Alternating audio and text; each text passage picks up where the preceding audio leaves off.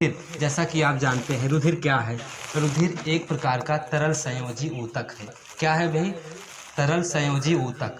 ऊतक क्या होते हैं, आइए देखते हैं ऊतक क्या होते हैं। ऊतक जो होते हैं छोटी छोटी कोशिकाओं से मिलकर बने होते हैं। जब छोटी छोटी बहुत सारी कोशिकाएं आ जाती हैं तो उसे हम टिश्यूज कहते हैं। क्या कहते हैं? टिश्यूज, ऊतक। और ये ऊतक जब ये सब बहुत सारे ऊतक इकट्ठा हो जाते हैं तो इन्हें हम ऑर्गन कहते हैं। क्या कहते हैं? ऑर्गन। और ऑर्गन, बहुत सारे ऑर्गन मिलके एक ऑर्गन सिस्टम बना लेते हैं। क्या बना लेते हैं भाई? Organ system. क्या बना लेते हैं? Organ system. और इन्हीं ऑर्गन सिस्टम के सम्मिलित रूप को हम ऑर्गेनिज्म कहते हैं। क्या कहते हैं? ऑर्गेनिज्म। ऑर्गेनिज्म का मतलब जीव। सेल्स का मतलब होती हैं कोशिकाएं। रचना और कार्य उत्पत्ति में एक समान बहुत सारी कोशिकाएं आ जाती हैं तो उन्हें हम टिश्यूज कहते हैं, ऊतक कहते हैं। जब ये ऊतक, बहुत सारे ऊतक आ जाते हैं तो इन्हें हम क्या कहते हैं? ऑर्गन कहते हैं। और जब बहुत सारे ऑर्गन एक सिस्टम बना लेते हैं, आ जाते हैं तो उसे हम ऑर्गन सिस्टम अर्थात अंग तंत्र कहते हैं। और अंग तंत्र के सम्मिलित रूप को हम ऑर्गेनिज्म कहते हैं। तो रुधिर क्या है? रुधिर एक प्रकार का तरल संयोजी ऊतक है। क्या है भाई? तरल संयोजी ऊतक है। चलिए देखते हैं। रुधिर को हम दो भागों में बांटते हैं। कितने भागों में? दो। एक को कहते हैं प्लाज्मा और दूसरे को कहते हैं रुधिर कणिकाएं। क्या कहते हैं भाई? प्लाज्मा और रुधिर कणिकाएं। तो ये प्लाज्मा और रुधिर कणिकाएं क्या हैं? तो रुधिर के तरल रूप को, रुधिर के तरल फॉर्म को, तरल अवस्था को हम प्लाज्मा कहते हैं। क्या कहते हैं? प्लाज्मा। रुधिर के तरल अवस्था को प्लाज्मा कहते हैं। और इसी प्लाज्मा में रुधिर कणिकाएं पाई जाती हैं। क्या पाई जाती हैं? Blood cells. तो हाँ, प्लाज्मा क्या है? रुधिर की तरल अवस्था है और इसी तरल अवस्था में रुधिर कणिकाएं पाई जाती हैं। तो रुधिर का 55% भाग, कितना भाग भाई? 55% भाग प्लाज्मा से बना होता है, प्लाज्मा होता है। और 45% भाग रुधिर कणिकाएं होती हैं।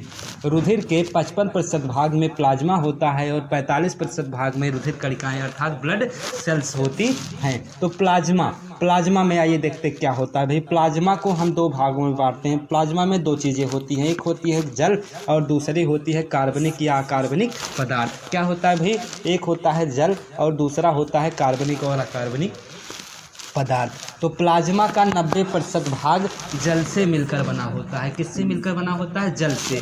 प्लाज्मा का 90% भाग जल से मिलकर बना होता है। बाकी 10% भाग में कार्बनिक और अकार्बनिक पदार्थ मिले होते हैं। क्या मिले होते हैं भाई? कार्बनिक और अकार्बनिक यौगिक या पदार्थ। कार्बनिक यौगिक क्या है? जिसमें कार्बन हो वो कार्बनिक यौगिक, जिसमें नहीं हो वो अकार्बनिक यौगिक। इस कार्बनिक और अकार्बनिक यौगिक में बहुत सारे तत्व होते हैं, पदार्थ होते हैं या तत्व होते हैं। जैसे ग्लूकोज। क्या होते हैं? ग्लूकोज, वसीय अम्ल, सोडियम बाइकार्बोनेट, सोडियम क्लोराइड, प्रोथाम्बिन या फाइब्रोनोजन प्रोथाम्बिन या फाइब्रोनोजन, हिपैरिन। क्या होता है भाई? हिपैरिन। ऐसे बहुत सारे क्या होते हैं? कार्बनिक और अकार्बनिक पदार्थ होते हैं। तो हाँ देखो, ब्लड का जो पीएच मान होता है 7.4 होता है। क्या होता है? 7.4। जिसका पीएच मान से 7 से अधिक हो वो क्षार होता है, जिसका पीएच मान 7 से कम हो वो अम्ल होता है। और ब्लड का पीएच मान 7.4 होता है। क्या होता है? 7.4। तो इसकी प्राकृत कैसी होगी? इसकी प्राकृत क्षारीय होगी। क्यों? क्योंकि 7 से अधिक है।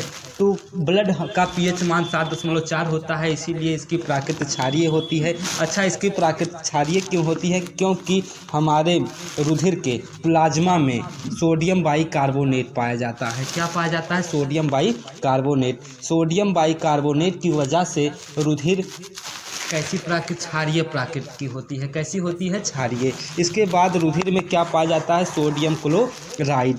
सोडियम क्लोराइड की वजह से रुधिर स्वाद में नमकीन होते हैं। कैसे होते हैं? नमकीन।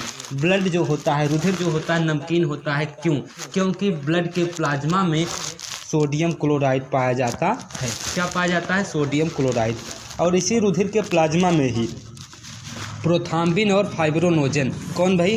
प्रोथाम्बिन और फाइब्रोनोजन नामक दो प्रोटीन पाए जाते हैं, जिसे हम रुधिर प्रोटीन कहते हैं। क्या कहते हैं? रुधिर। क्योंकि ये रुधिर में पाए जाते हैं इसीलिए इसे रुधिर प्रोटीन कहते हैं। इसका काम क्या है? इसका काम है कि रुधिर का थक्का बनाना। क्या करना भाई? रुधिर अस्कंदन में भाग लेना, जिसे हम रुधिर का थक्का बनाना कहते हैं। क्या कहते हैं? रुधिर का थक्का बनाना। जब कहीं शरीर में कट पिट जाता है तो ब्लड निकलने लगता है और कुछ समय के बाद ब्लड रुक जाता है। तो ब्लड को रोकने में कौन मदद करता है? प्रोथ्राम्बिन और फाइब्रोनोजन। ये क्या करता है? ये ब्लड का थक्का बनाता है। इसके बाद एक और प्रोटीन होता है जिसका नाम होता है हिपैरिन। क्या होता है भाई? हिपैरिन। हिपैरिन क्या करता है? हिपैरिन शरीर के अंदर ब्लड का थक्का बनाने से रोकता है। क्या करता है भाई? ब्लड का थक्का बनाने में क्या करता है? रोकता है। कौन? हिपैरिन। अच्छा, हिपैरिन ना होता तो क्या होता? शरीर के अंदर प्रोथ्राम्बिन और फाइब्रोनोजन थक्का बना देते तो रुधिर प्रवाहित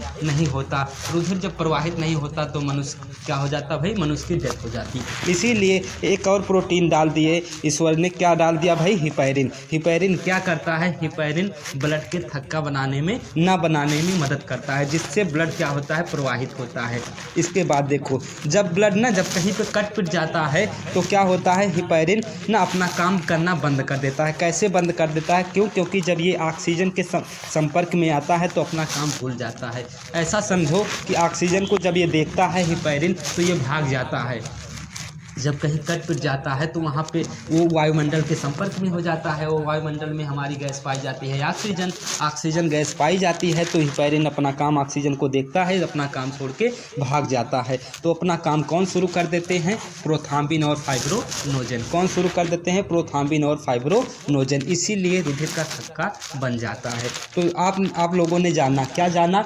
रुधिर को दो भागों में बांटा गया है। एक को प्लाज्मा, दूसरे को रुधिर कणिकाएं कहते हैं। प्लाज्मा क्या होता है? रुधिर का ही तरल रूप होता है। इसी रुधिर के तरल रूप में रुधिर कणिकाएं पाई जाती हैं। तो प्लाज्मा में 90% क्या पाया जाता है? वाटर, जल पाया जाता है, और 10% कार्बनिक पदार्थ पाया जाता है, जिसमें सोडियम बाइकार्बोनेट पाया जाता है, जिसकी वजह से ब्लड का पीएच मान 7.4 होता है और इसकी प्राकृतिक क्षारीय होती है। सोडियम क्लोराइड की वजह से ब्लड कैसा होता है? नमकीन होता है।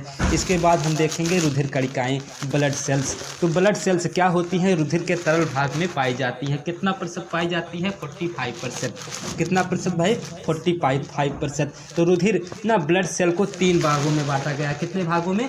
3 भागों में। कौन कौन सा भाई? आरबीसी, डब्ल्यूबीसी और platelets. RBC, WBC, platelets. RBC का दूसरा नाम है इरिथ्रोसाइड। क्या नाम है भाई? इरिथ्रोसाइड। आरबीसी को हम इरिथ्रोसाइड कहते हैं। क्यों कहते हैं? क्योंकि इरिथ्रो, जिस भी चीज़ में इरिथ्रो शब्द जुड़ जाए उसका मतलब होता है लाल।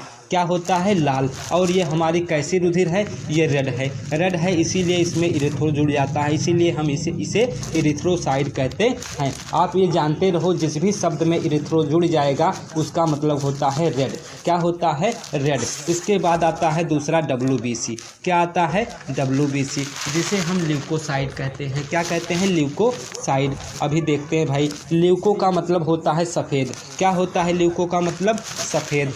जिसमें भी ल्यूको शब्द जुड़ जाए उसका मतलब होता है सफ़ेद, इसीलिए इसे ल्यूकोसाइड कहते हैं। क्या कहते हैं भाई? ल्यूकोसाइड। क्यों? क्योंकि इसका नाम है डब्ल्यूबीसी, व्हाइट ब्लड कार्पल्स या व्हाइट ब्लड सेल्स ये कैसी होती है? सफ़ेद होती हैं, इसीलिए इसे ल्यूकोसाइड कहते हैं, जिसमें ल्यूको का अर्थ होता है व्हाइट। इसके बाद आता है आपका प्लेटलेट्स। क्या आता है? प्लेटलेट्स। प्लेटलेट्स को हम थ्रोम्बोसाइट्स कहते हैं। क्या कहते हैं? थ्रोम्बोसाइट्स कहते हैं। इस प्रकार आप लोगों ने जाना रुधिर कणिकाओं के प्रकार। इस